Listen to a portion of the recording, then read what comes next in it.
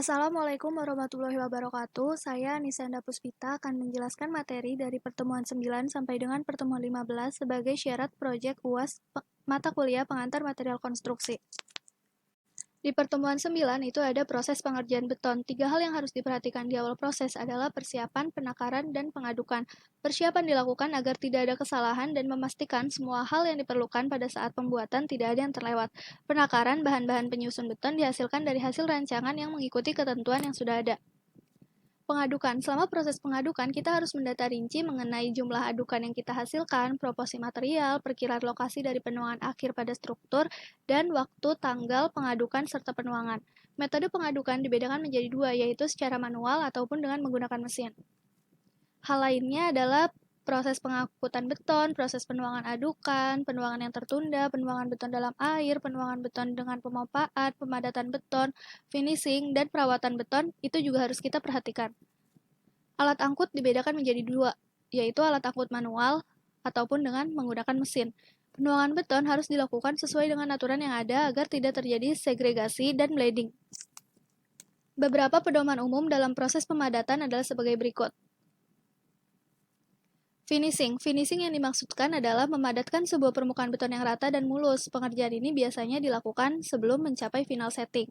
Perawatan beton itu ada 4, yaitu pembahasan, penguapan, dan membran. Hal-hal yang harus perhatikan saat melakukan proses pembuatan beton adalah jadwal kerja, jadwal pengecoran, data pengecoran, jumlah pengecoran, alat angkut, dan tenaga kerja. Hal-hal tersebut harus kita perhatikan agar mendapatkan hasil yang baik. Di pertemuan ke-10 yaitu ada bahan bangunan inovatif. Perkembangan ilmu pengetahuan dan teknologi telah membuka banyak ilmu baru sehingga para peneliti serta ilmuwan mengeksplorasi pengetahuan di bidang bangunan.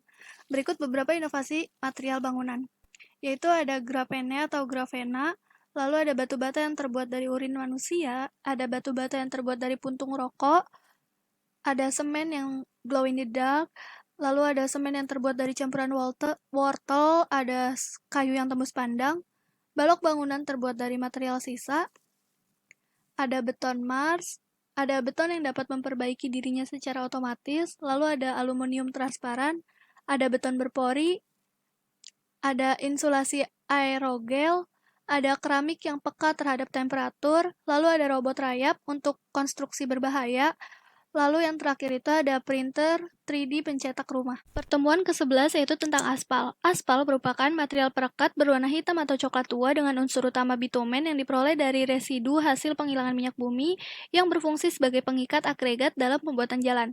Ada beberapa campuran yang biasa dikenal, yaitu sebagai berikut. Lalu kemudian ada jenis-jenis aspal, yaitu ada aspal minyak, aspal emulsi, aspal busa, cut back aspal, aspal modifikasi, dan aspal buton. Ada 5 sifat aspal, yaitu mempunyai daya tahan, kohesi dan adhesi, kepekaan terhadap temperatur, kekerasan aspal, dan viskoelastisitas aspal. Proses pengujian aspal, yaitu ada penetrasi, kemudian berat jenis, lalu kelekatan aspal terhadap agregat, kemudian titik nyala aspal, titik bakar aspal, dan titik lembek aspal. Lalu ada kelarutan aspal dalam cairan karbon tetraklorida, dan yang terakhir ada duktilitas aspal. Pengujian campuran aspal yaitu menggunakan pengujian Marshall ataupun menggunakan pengujian kepadatan mutlak.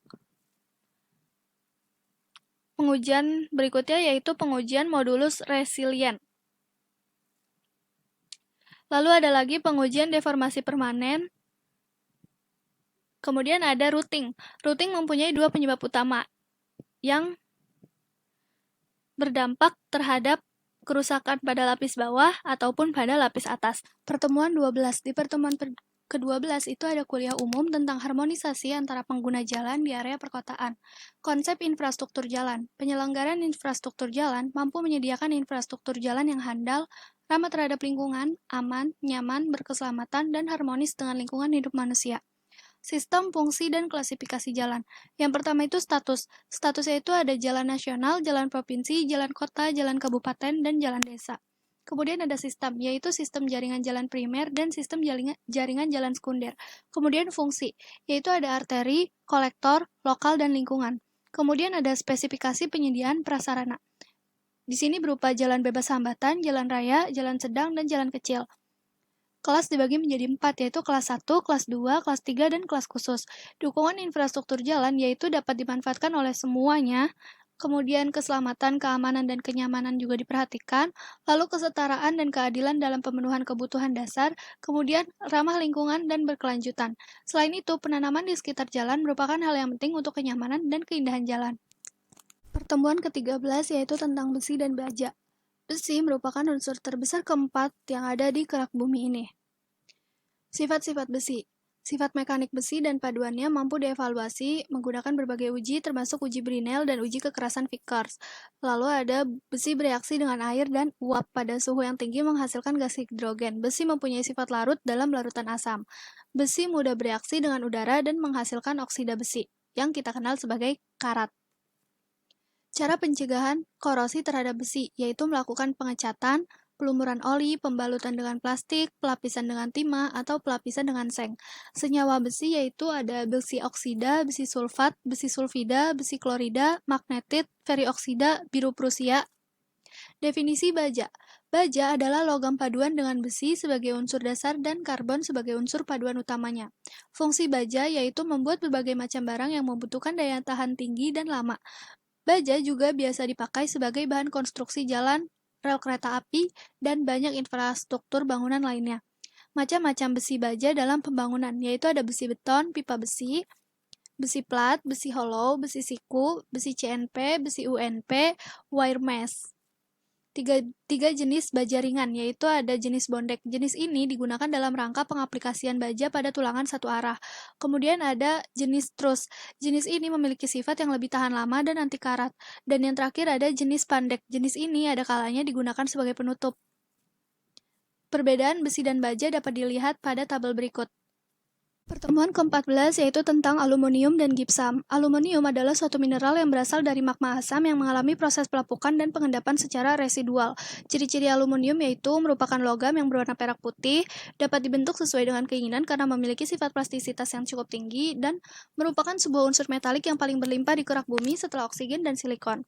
Sifat-sifat aluminium yaitu berat jenisnya ringan, tahan terhadap korosi, penghantar listrik yang panas, yang cukup baik, mudah dibentuk, dan kekuatannya rendah namun bisa ditingkatkan. Penggunaan aluminium di dunia konstruksi itu sebenarnya banyak, namun ada beberapa contoh yaitu untuk membuat kusen pintu, untuk membuat kerangka daun pintu, untuk membuat dinding penyekat, untuk membuat kerangka rolling door, pagar bangunan, dan masih banyak yang lainnya. Manfaat penggunaan aluminium batang yaitu tidak mudah keropos, lebih ekonomis, dan proses instalasi serta perawatan yang lebih mudah. Berikut gambar aluminium yang dapat kita lihat. Kemudian ada gipsam. Gipsam merupakan salah satu mineral non-logam yang terdiri dari kalsium sulfat dehidrat. Gipsam merupakan contoh mineral dengan kadar kalsium yang mendominasi pada mineralnya.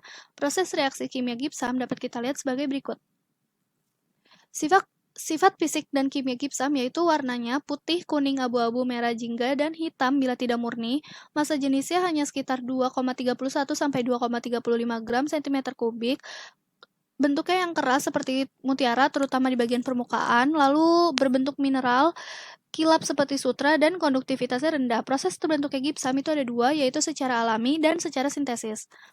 Komposisi kimia bahan gipsam dapat dilihat sebagai berikut. Kegunaan gipsam yaitu sebagai penambah kekerasan untuk bahan bangunan, untuk pelapis dinding, sebagai bahan penyekat, sebagai penyaring dan sebagai pupuk tanah, dan untuk bahan baku kapur tulis. Contoh gipsam dapat kita lihat sebagai berikut. Pertemuan yang terakhir yaitu membahas green material. Green material memiliki arti yang lebih luas dari sekedar ramah lingkungan, karena green material meninjau beberapa hal, yaitu apakah sumber materialnya berkelanjutan, apakah proses produksinya ramah lingkungan, dan masih banyak hal yang ditinjau lainnya. Kriteria material yang ramah lingkungan yaitu tidak beracun, tidak memproduksi zat yang berbahaya bagi lingkungan, tidak dapat menghubungkan kita dengan alam dalam artian memiliki kesan yang alami, lalu bisa didapatkan secara mudah, dan bahan material yang dapat terurai dengan mudah secara alami.